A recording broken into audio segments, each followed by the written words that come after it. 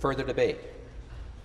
I recognize the Minister of Labour. Thank you very much, Speaker, for recognizing me and giving me the opportunity to speak on this very important bill. Speaker, I will be sharing my time with the member for Thunder Bay Arakokan, the parliamentary assistant to the Minister of Municipal Affairs and Housing, on this bill.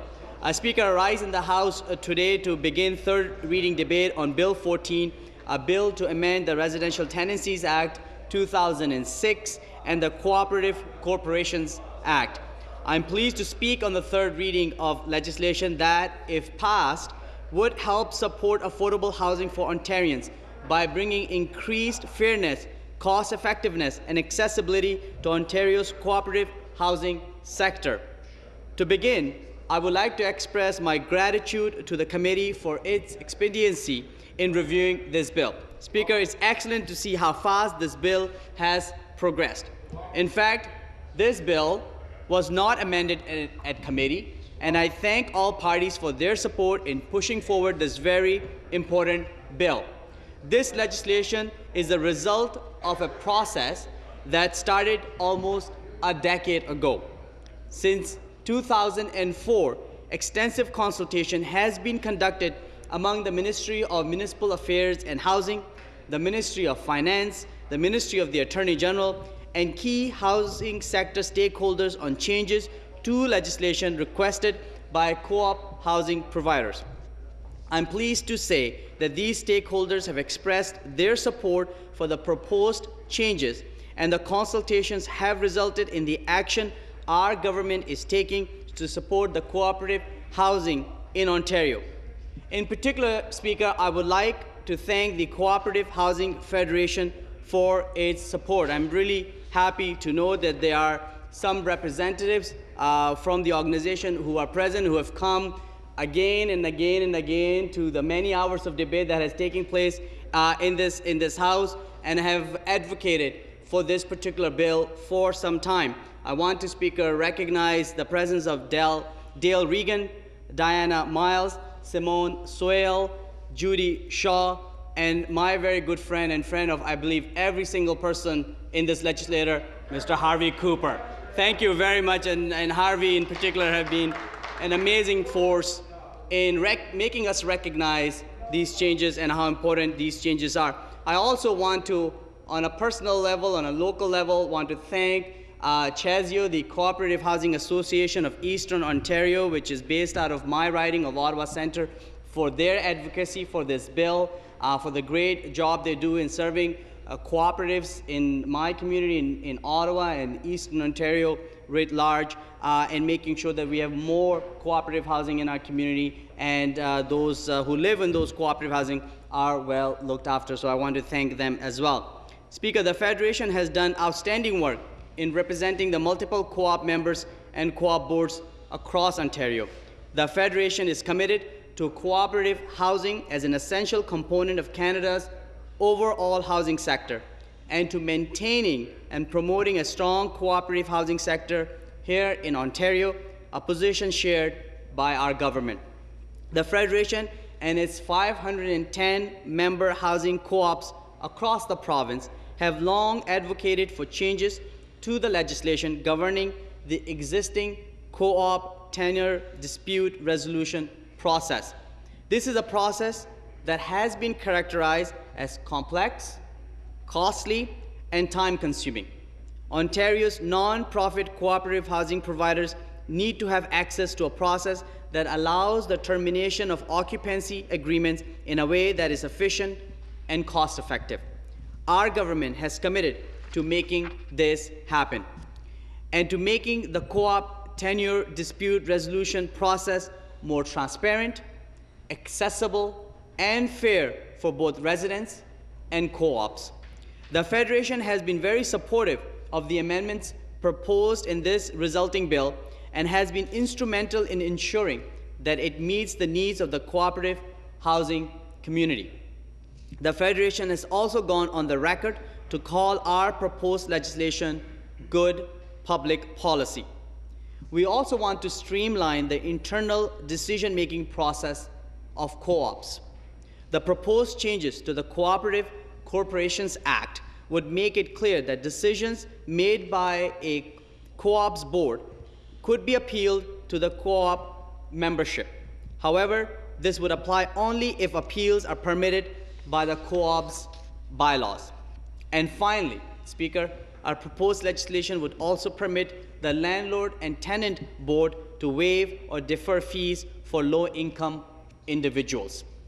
This proposed power to waive fees would not only be limited to applications related to co-op tenure disputes, but would also apply to all fees the landlord and tenant board charges for landlord and tenant matters. Non-profit co-ops have played a vital role in Ontario's affordable housing system since the 1970s. In Ontario, there are approximately 550 not-for-profit housing co-ops with 44,000 households providing housing to approximately 125,000 people. Co-ops are located in large cities and smaller communities. They support the principle of mixed income communities. They form the basis of communities in which children have the opportunity to grow up in a healthy neighborhood surrounded by people of various backgrounds, abilities, and occupations. These are communities where all citizens can be proud to live, and co-ops provide homes that serve as a foundation to build a better life for members, their families, and their neighbors. That is one important reason why our government supports the co-op housing sector. Our government, Speaker, wants to help make sure that all Ontarians have access to affordable housing, and we know that a strong housing sector includes a healthy co-op sector. Our government recognizes the role of housing plays in supporting the growth and health of communities across Ontario. This is why we developed the long-term affordable housing strategy. It is the first of its kind in Ontario, and we have made significant progress on our housing agenda. Our long-term affordable housing strategy sets a strong foundation for a more efficient, accessible system for those who need safe, affordable housing. During our consultations on the strategy, we heard that the existing housing system was too complicated and created obstacles for those in need. The people delivering the housing programs told us that the system was a barrier to administering the best possible services to those in need. Our strategy transformed the affordable housing system in Ontario. Our strategy focused on 4 key pillars: putting people first, creating strong partnerships, Speaker, supporting affordable options, and accountability. The long-term affordable housing strategy provides municipalities and housing providers with greater flexibility to deliver housing services, recognizing that communities have different housing needs. The increased flexibility helps ensure that resources are allocated to meet local needs and improve outcomes for people. It also helps make sure services are accountable and on the right track. Affordable housing provides many benefits to families, but our economy benefits as well. People with secure housing are better prepared to enter the workforce, and affordable housing projects create thousands of jobs, mostly in the local community. So that's why, in the midst of fiscal constraints, we continue to invest in affordable housing. Since 2003, Speaker, the Ontario government has committed almost $3 billion for affordable housing. Ontario is supporting the creation of over 17,000 affordable rental housing units, making more than 263,000 repairs and improvements to existing units. We have now committed more than $295 million for this program and are already seeing results on the ground. During 2012, more than 600 households were no longer in need of affordable housing, and more than 130 other households across the province received rent supplements to help them stay in their homes. These are important steps we have taken to support affordable housing in Ontario. Speaker, our government now wants to take another step to help families. Bill 14, if passed, would make some long-needed changes to the Residential Tenancies Act and the Cooperative Corporations Act based on the principles of efficiency, cost-effectiveness, and fairness. Currently, the dispute resolution process for co-op housing is governed by the Cooperative Corporations Act.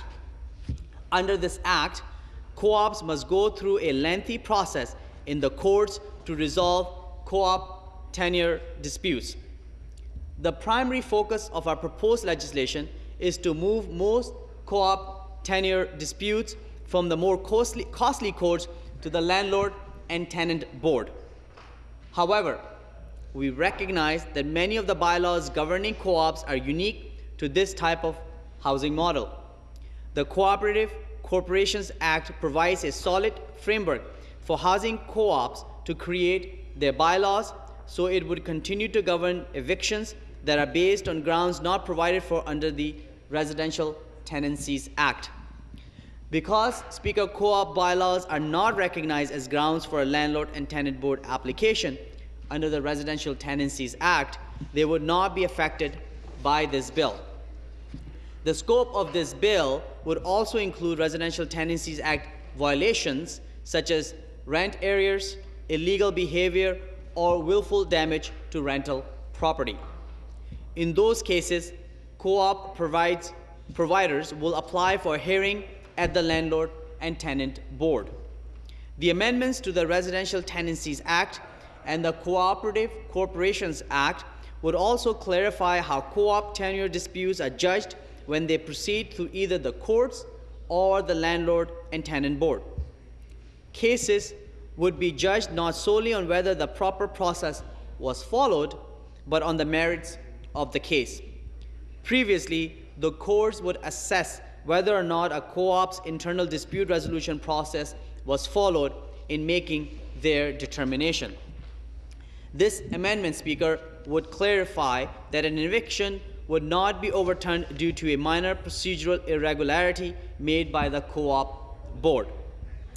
As I have stated, Mr. Speaker, the intention of these amendments is to make the co-op tenure resolution process more efficient, cost-effective, accessible, and transparent for all parties involved. The Landlord and Tenant Board is equipped to resolve rental unit eviction disputes more quickly and affordably than the courts. It also provides tenants and landlords with timely access to specialized, expert, balanced, and effective dispute resolution. The board's offices are located across the province and provide convenient service when and where people need it.